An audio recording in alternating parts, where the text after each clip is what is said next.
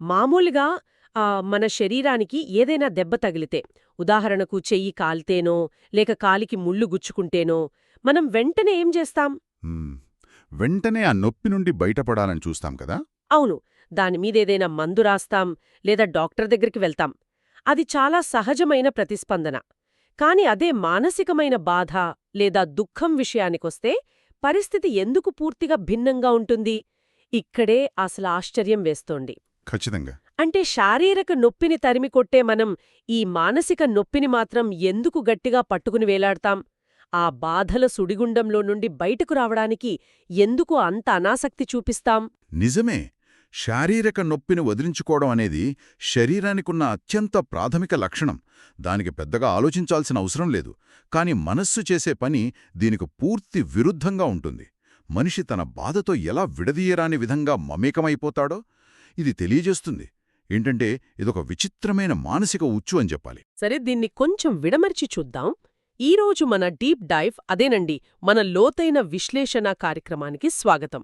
ఈరోజు మన ముందున్న ఆధారం వర్తమాన శక్తి, లేదా ఇంగ్లీష్లో చెప్పాలంటే ద పవర్ ఆఫ్ నౌ అనే పుస్తకం. ఈ సమాచారాన్ని ఉపయోగించి ఈ దుఃఖ దేహంతో అహం మమేకం కావడం అనే చాలా ఆసక్తికరమైన అంశాన్ని మనం పరిశీలించబోతున్నాం. ఇది చాలా లోతైన సబ్జెక్ట్. అవును. అసలు మనిషి తన బాధను వదిలించుకోవడానికి ఎందుకు ఇష్టపడడు? మన లోపల నిరంతరం జరిగే ఆ ఘర్షణ వెనుకున్న అసలు కారణమేమిటి? అలాగే కేవలం ఒక సాక్షిలాగా మిగిలిపోవడం అనే సూత్రం ఒక మనిషి ఆలోచన విధానాన్ని ఎలా మార్చేస్తుంది అనే విషయాలను స్పష్టంగా విడమర్చి చెప్పడమే ఈరోజు మన చర్చ లక్ష్యం. ఇది ప్రస్తుత కాలంలో ప్రతి ఒక్కరూ అర్థం చేసుకోవాల్సిన అంశం. ఎందుకంటే మనం రోజువారీ జీవితంలో మనకు తెలియకుండానే ఈ మానసిక ఘర్షణలో కూరుకుపోతుంటాం కదా. కరెక్ట్. ఈ మూలాల్లో రచయిత ప్రస్తావించిన ఒక విషయం నాకు బాగా ఆశ్చర్యం కలిగించింది. అదేంటంటే, ఈ బాధల నుండి బయటపడే విధానం ఎంత శక్తివంతమైనదో అంతే సులువైనది అని చెప్పారు. అది ఒక చిన్న పిల్లాడికి కూడా నేర్పించగలిగేంత సులభమట. భవిష్యత్తులో బడులలో పిల్లలు నేర్చుకునే తొలి పాఠాలలో ఇది ఒకటి కావాలని కూడా ఆయన ఆశిస్తున్నారు. అంటే ఒక గొప్ప మానసిక పరివర్తన కేవలం ఇంత చిన్న సూత్రం మీద ఆధారపడి ఉందా అనిపించింది. చూడండి, సాధారణంగా మనకొక నమ్మకం ఉంటుంది. అదేంటంటే పెద్ద పెద్ద సమస్యలకు పరిష్కారాలు కూడా అంతే సంక్లిష్టంగా ఉండాలని. అవును, కష్టమనుకుంటాం. ఎగ్జాక్ట్లీ. మన మనస్సులో ఎంత గందరగోళం ఉంటే దాన్ని విడదీయడం కూడా అంతే కష్టమనుకుంటాం. కానీ ఇక్కడ ప్రతిపాదించిన ప్రాథమిక సూత్రం చాలా సరళమైనది.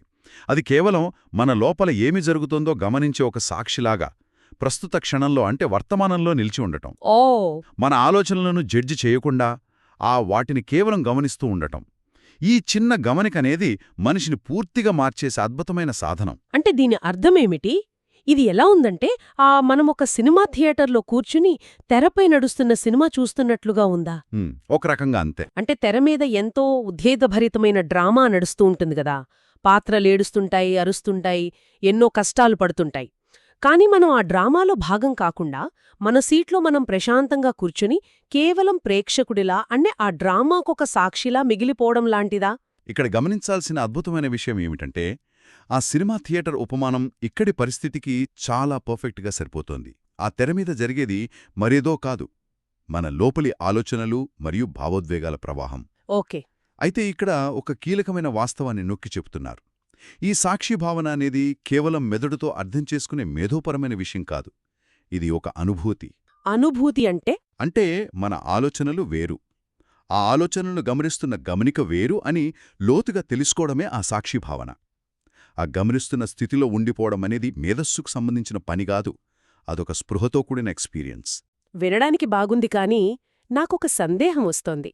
సాక్షిలాగా ఉండటమనేది నిజంగా ఒక పిల్లాడిక్కూడా నేర్పించగలిగేంత సులువైన పనైతే ఆ మనుషులు ఎందుకు ఎప్పుడూ మానసిక క్షోభను అనుభవిస్తూనే ఉంటారు?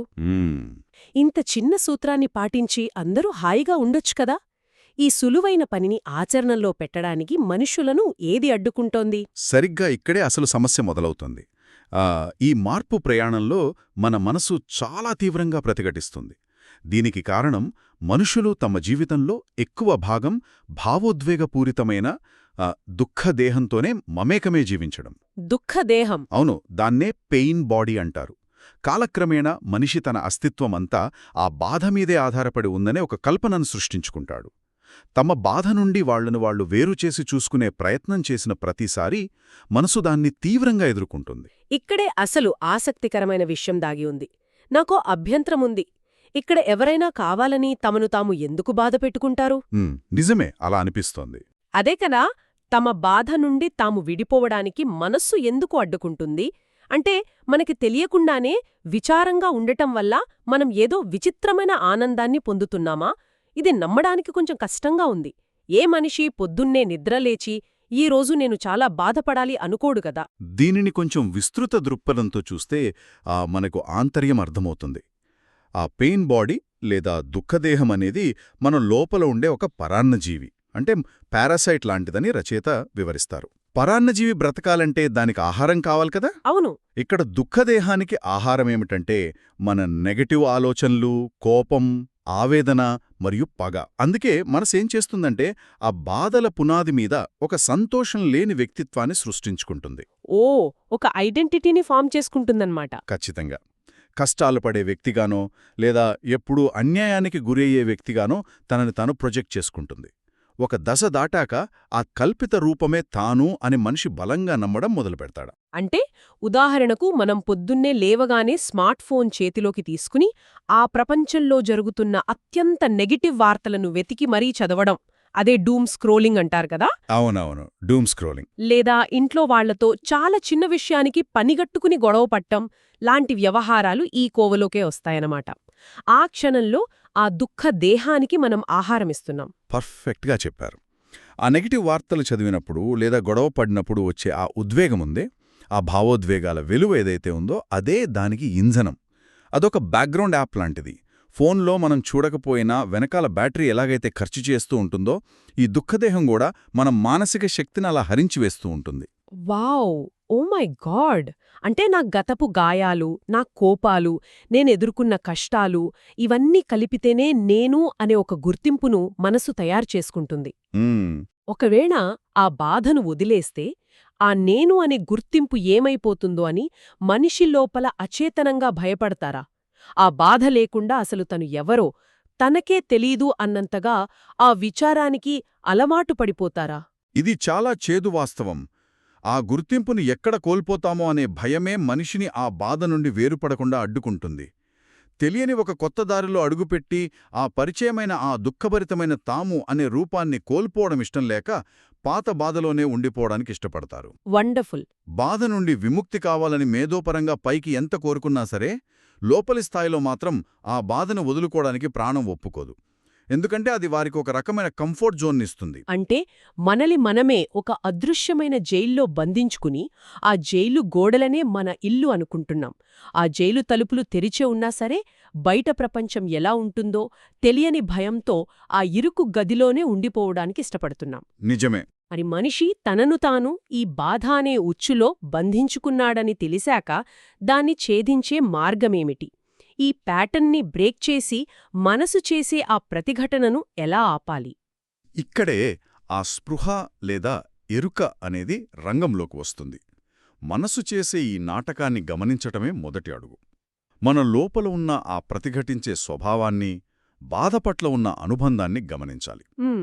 ఉదాహరణకు కొందరికి తమ కష్టాల గురించి, తమకు జరిగిన అన్యాయాల గురించి పదే పదే ఇతరులతో మాట్లాడాలనిపిస్తుంది. ఎవరూ లేకపోతే తమ మనసులో తామే వాటిని వందలసార్లు రిపీట్ చేసుకుంటుంటారు కదా. అవును, చాలాసార్లు పాత గాయాలను పదే పదే గుర్తు చేసుకుంటూ ఉంటాం. కాని నా ప్రశ్న ఏమిటంటే, ఈ విధానం వినడానికి బాగానే ఉంది, కాని ఆచరణలో చూస్తే మనల్ని మనం విమర్శించుకోకుండా కేవలం గమనించటమనేది చాలా కష్టం కదా. అసలు ఆ ఎరుక అనేది మనస్సును కట్టడి చేసే ఒక స్విచ్లా ఎలా పనిచేస్తుంది? సాధారణంగా మనకు ఏదైనా నెగటివ్ ఆలోచన లేదా కోపం వస్తే మనం దాంతో పోట్లాడతాం, లేకపోతే దానిని అణిచివేయాలని చూస్తాం. కాని ఇలా తీర్పు చెప్పకుండా, సానుభూతి లేకుండా కేవలం గమనించడం వల్ల ఆ ప్రతిఘటన ఎలా కూలిపోతోంది? దాని వెనుకున్న మెకానిజమేంటి? ఈ మెకానిజం అర్థం చేసుకోవడం చాలా ముఖ్యం. ఎరుక ఎందుకు స్విచ్లా పనిచేస్తుందంటే, దీనొక వీధి కుక్క ఉపమానంతో పోల్చి చూద్దాం. ఓకే. మన ఇంటి ముందొక వీధి కుక్కొచ్చి అరుస్తూ ఉంటుంది.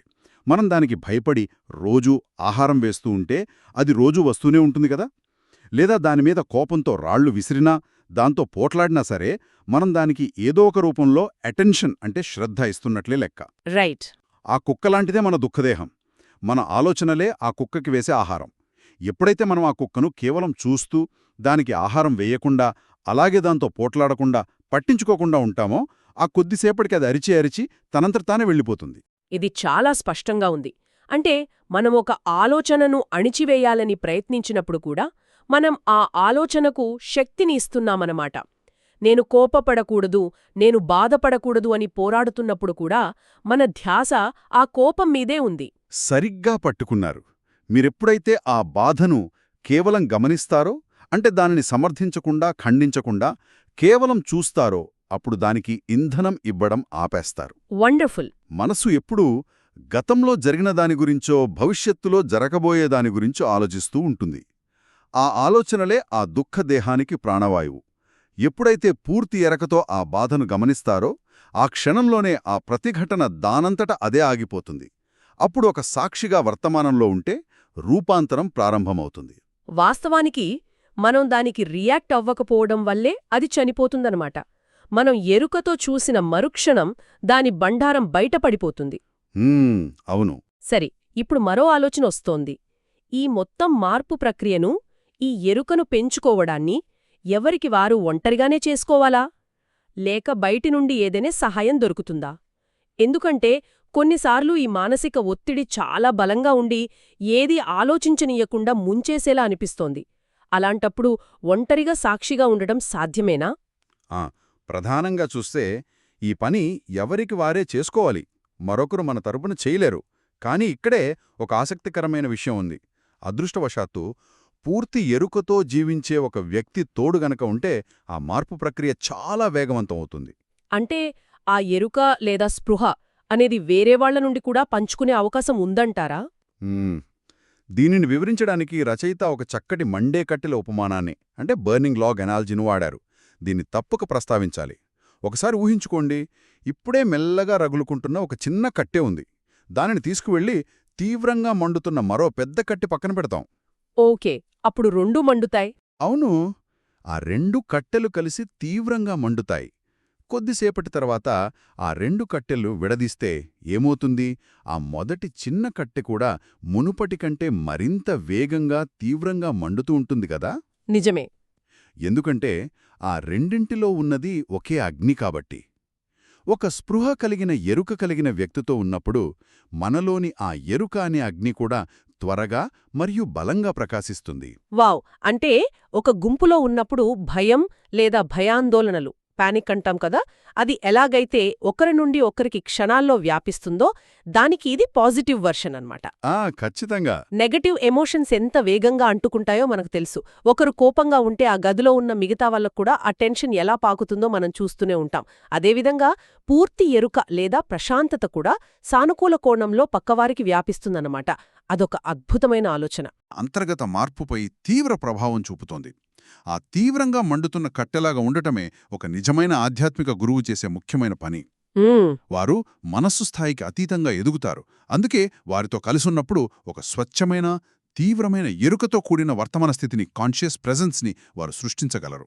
ఆ వాతావరణం పక్కనున్న వారిలోని మానసిక ప్రతిఘటనను కరిగించేస్తుంది. కాని కేవలం ఆధ్యాత్మిక గురువులకే ఈ సామర్థ్యముంటుందా? ఆధునిక ప్రపంచంలో, దైనందిన జీవితంలో మనకు సహాయపడే ఇంకెవరైనా ఇలాంటి వాతావరణాన్ని సృష్టించగలరా? అందరికీ గురువులు దొరకరు కదా. కేవలం ఆధ్యాత్మిక గురువులే కాదు, ఎవరైతే ఆ మనస్సు స్థాయికి అతీతంగా ఎదిగి ఆ ఇరుకతో కూడిన వర్తమాన స్థితిని సృష్టించగలరో వారంతా సహాయపడగలరు. కొందరు సైకాలజిస్టులు లేదా మానసిక చికిత్సకులు, అంటే థెరపిస్టులు కూడా ఆ స్థానాన్ని భర్తీ చేయగలరు. ఓ, థెరపిస్టులు కూడానా? అవును. వారు తమ సెషన్స్లో కేవలం ఏవో సిద్ధాంతాలు చెప్పడం కంటే కూడా ఒక ప్రశాంతమైన, అప్రమత్తమైన వాతావరణాన్ని ఆ గదిలో సృష్టిస్తారు. ఆ ప్రశాంతత ద్వారా వ్యక్తులు తమ లోపలికి తాము చూసుకునేలా, ఆ పాత గాయాలను ఎలాంటి భయం లేకుండా గమనించేలా వారు మార్గనిర్దేశం చేస్తారు. సో ఇదంతా ఒకసారి వెనక్కి తిరిగి సారాంశం చూసుకుంటే చాలా స్పష్టత వచ్చినట్లనిపిస్తోంది. అంటే మనం ఈ దుఃఖదేహం అనే భ్రమ నుండి బయటపడటం అంటే మన ఆలోచనలతో ఫైట్ చేయడం కాదు. కరెక్ట్. ఆ ప్రతిఘటించే మనసును, ఆ పాత గాయాలను కేవలం ఒక సాక్షిలాగా దూరం నుండి గమనించడం, వర్తమానంలో జీవిస్తూ ఆ ఆలోచనలకు మనమిస్తున్న ఇంధనాన్ని ఆపేయడం మరియు అవసరమైనప్పుడు వేరొకరి ఎరుక అనే అగ్ని ద్వారా మనలోని స్పృహను రగిలించుకోవడం. అదే అసలైన స్వేచ్ఛ. ప్రతి ఒక్కరూ తమ దైనందిన జీవితంలో ఎదుర్కొనే మానసిక ఒత్తిడ్లను జయించడానికి ఇదొక గొప్ప విధానంలా కనిపిస్తోంది. మనకు మనమే మన ఆలోచనల ఉచ్చు నుండి బయటపడే దారి ఇది. సరే, ఈరోజు మనం చేసిన ఈ విశ్లేషణ ఆధారంగా ఒక చిన్న కానీ చాలా లోతైన ఆలోచనతో ముగిద్దాం. చండి, మనకెంతో ఇష్టమైన ఈ బాధలన్నీ, మనం ఎప్పట్నుంచో అంటిపెట్టుకుని ఉన్న ఈ పాత కథలన్నీ ఒక్కసారిగా మనలో నుండి మాయమైపోతే ఆ స్థానంలో మిగిలే అసలైన నేను ఎలాంటిదై ఉంటుంది? ఏ బాధలు, ఏ గాయాలు లేని ఆ కొత్త మనిషి ఎవరు? ఆ దిశగా అన్వేషిస్తూ ఉండండి.